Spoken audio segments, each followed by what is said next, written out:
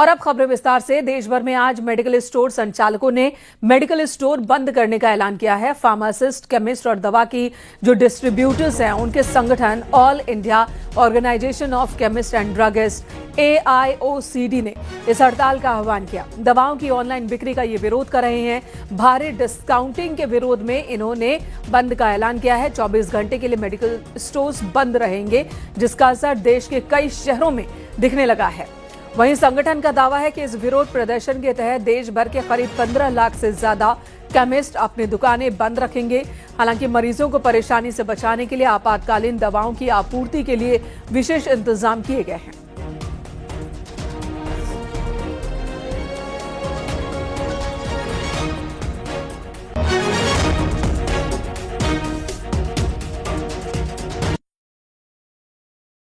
तो हमारी खाली 3 मांगे हैं कि भाई ये GSR 1817 जो GSR 817 डेटेड 20 अगस्त इसको कैंसिल करो, वापिस इंफ्रास्ट्रक्चर तैयार करो और ये लाओ।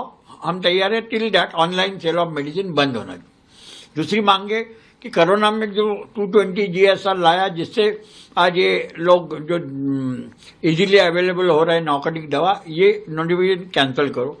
और तीसरा, एक तो डीप डिस्काउंट बंद करो या हमें DPCO में ज़्यादा मार्जिन देके हम भी कंज्यूमर को ज़्यादा डिस्काउंट दे सके, ऐसे अमेंडमेंट अगेन DPCO में करो।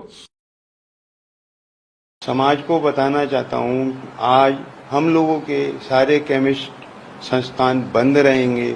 नर्सिंग होम के अंदर की जो शॉप्स हैं मेडिसिन की, वो 1 बजे के बाद खुलेंगी। आम पब्लिक को जो परेशानी होगी उसके लिए हम क्षमा प्रार्थी हैं, लेकिन हमारा आंदोलन आम पब्लिक के हित के लिए ही है। नकली दवाइयाँ, ऑनलाइन फार्मेसी, कॉर्पोरेट को अलग रेट, ये सब समस्याएं हमारी इस स्ट्राइक के मुख्य बिंदु हैं।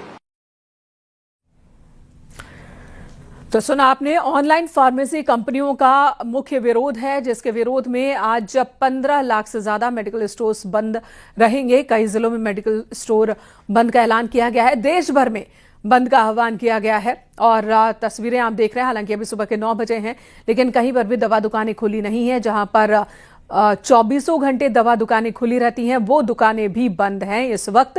तो आप कह सकते हैं कि बंद का असर है।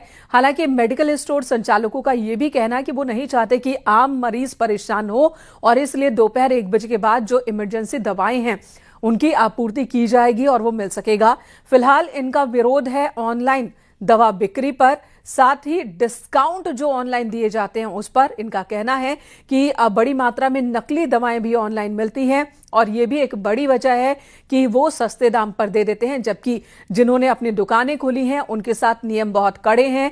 वो अपनी दुकानों पर ज्यादा डिस्काउंट नहीं दे सकते हैं, डिस्काउंट देने पर नुकसान ज्यादा हो जाएगा। और साथ ही कई और डिमांड्स भी हैं मेडिकल स्टोर संचालकों की। अपने डिमांड्स के साथ उन्होंने आज मेडिकल स्टोर बंद करने का आह्वान किया है। तो इस आह्वान को समर्थन मिलता भी दिख रहा है। लखनऊ से हमारे सहयोगी संकेत मिश्रा, आगरा से मोहम्मद खामिर हमारे साथ जुड़ चुके हैं। संकेत, सबसे पहले आपके पास आती हूं।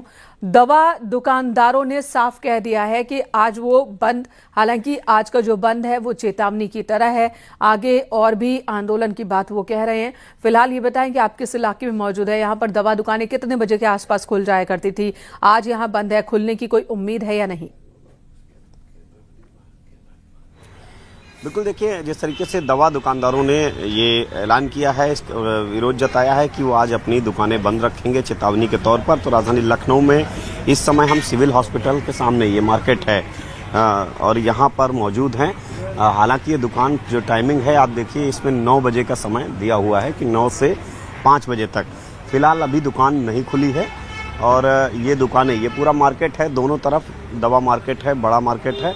और जब हमारी कुछ लोगों से फ़ोन से ही बात हुई, जो यहाँ पर नंबर लिखे हुए हैं, तो उनका सीधे तौर पर कहना है कि जो बंदी है वो एक चेतावनी के तौर पर है। कुछ देर में दुकानें खोली भी जा सकती हैं। केमिस्ट एसोसिएशन आपस में राय करेंगे, सलाह करेंगे और इस बंदी का लखनऊ में मिला जुला असर इस विरोध का दिखेगा। दरअसल जीवन रक्षक दवाइयों का मामला है, ऐसे में सरकार से अनुमति लेना भी बहुत ही महत्वपूर्ण है और ये एक जो विरोध होगा ये चेतावनी के तौर पर होगा। और इस बंदी में अलग अलग जो केमिस्ट एसोसिएशन है वो अलग अलग कई फाड़ों में हैं, बटे हुए हैं बंदी को लेकर। इसमें एक पक्ष जो अमीनाबाद के केमिस्ट एसोसिएशन है उनका सीधे तौर पर कहना है कि ये एक चेतावनी के तौर पर रहेगा, कुछ घंटे बंदी रहेगी लेकिन उसके बाद दुकानें खोल दी जाएंगी। तो यही वो वजह है कि 9 बजे जो खुलनी थी वो अभी नहीं खुली है। ये एक चेतावनी के तौर पर है, कुछ देर में ये दुकानें खुल सकती हैं आपस में राय सलाह कर। लेकिन इतना जरूर है, यानी कि अभी भी यहाँ बातचीत चल रही है, आपस में सलाह मशवरा का दौर चल रहा है। जो अलग अलग एसोसिएशन है दवा विक्रेताओं के, आगरा से मोहम्मद खामिर हमारे साथ मौजूद हैं।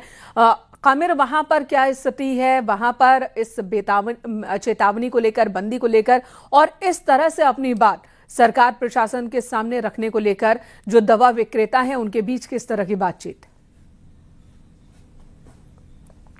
बिल्कुल, देखिए जो दवा विक्रेता थे उन्होंने पहले ही बैठक की थी और बैठक के दौरान अपनी दुकानें बंद करने का, हड़ताल करने का आह्वान कर दिया था। लेकिन इसी दौरान आगरा के जो रिटेल दवाई विक्रेता हैं उन्होंने साफ कहा था कि वो अपनी दुकानें बंद नहीं करेंगे, वो इस हड़ताल में शामिल नहीं है। लेकिन थोक विक्रेताओं ने साफ कहा था कि वो हड़ताल करेंगे। सबसे पहले एक तस्वीर आपको दिखा रहे हैं, आगरा की सबसे बड़ी दवा मार्केट है जो फव्वारा पर स्थित है, वहां पर हम मौजूद हैं। अभी 9 बजे का समय हुआ है लेकिन ज्यादातर सभी दुकानें बंद हैं।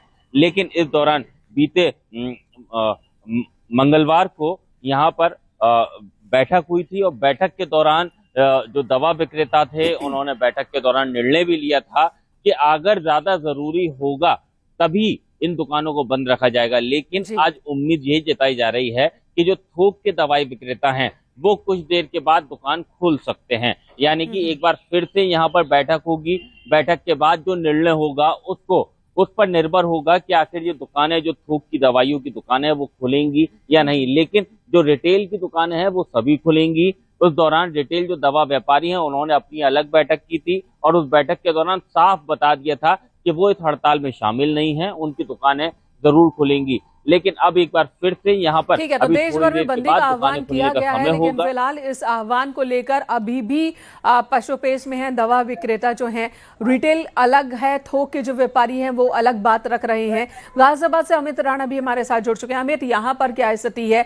बंद के इस आह्वान को स्थानीय दवा विक्रेताओं का कितना समर्थन मिल रहा है? जी बिल्कुल, आपको बताना चाहूंगा जिस तरीके से लगातार ऑनलाइन दवाओं की बिक्री हो रही थी उसी के विरोध के चलते हुए गाजियाबाद केमिस्ट एसोसिएशन द्वारा भी आज बंद का आह्वान किया गया है। जो यहाँ के अध्यक्ष हैं राजदेव त्यागी, उनके मुताबिक 11 बजे वो यहाँ से निकलेंगे। फिलहाल मैं खड़ा हूँ गाजियाबाद की ही प्रमुख जो मार्केट है, नई बस्ती को कहा जाता है। तकरीबन 100 से भी ऊपर दुकानें यहाँ थोक की हैं और सुबह के 9 बज चुके हैं, अभी तक कोई भी दुकान यहाँ नहीं खुली है। तो मिला जुला असर यहाँ देखने को मिला, देख सकते हैं कि मिल रहा है। जितनी भी आपकी जहां तक नजर जा रही है, टोटली मार्केट जो है नई बस्ती को कहा जाता है और ये होलसेल मार्केट है मेडिसिन की। इसी का जो विरोध इनके तरफ से था कि ऑनलाइन की जो बिक्री हो रही है जिसके चलते जो दवा कारोबारी हैं लगातार नुकसान हो रहा था। यही कारण भी रहा कि आज जनपद की दुकानें बंद करने का आह्वान किया गया था। तकरीबन 3500 से ज्यादा यहाँ मेडिकल की दुकानें हैं। All India organisation of chemist and druggist के आह्वान पर आज हड़ताल की बात कही गई थी। यही कारण भी रहा कि आज सुबह 9 बजे तक भी अभी तक कोई दुकान नहीं खुली है। हालांकि अगर मैं इस मार्केट की बात करूं, नई बस्ती की मार्केट की बात करूं, तो 9 बजे से पहले ही यहाँ दुकानें खुल जाया करती थी क्योंकि ये होलसेल की मार्केट है। वहीं दूसरी तस्वीर मैं आपको दिखाना चाहूंगा, ठीक मेरे पीछे यहाँ पर जिला अस्पताल है। जिला अस्पताल के बाहर की दुकानें हैं वो भी अभी तक नहीं खुली है क्योंकि ये भी तकरीबन सुबह 7 या 8 बजे तक खुल जाया करती थी। ये दुकानें भी अभी बंद हैं। हालांकि 11 बजे जैसा इनका ये तो अलग अलग जिलों में अलग अलग रिस्पांस फिलहाल देखने को मिल रहा है। सुबह के वक्त में ज्यादातर दुकानें बंद है, थोड़ी देर में कुछ दुकानों के खुल जाने की बात कही जा रही है। तो जो मरीज हैं जिन्हें दवा की जरूरत होगी, कहीं उन्हें परेशानी का सामना करना पड़ सकता है।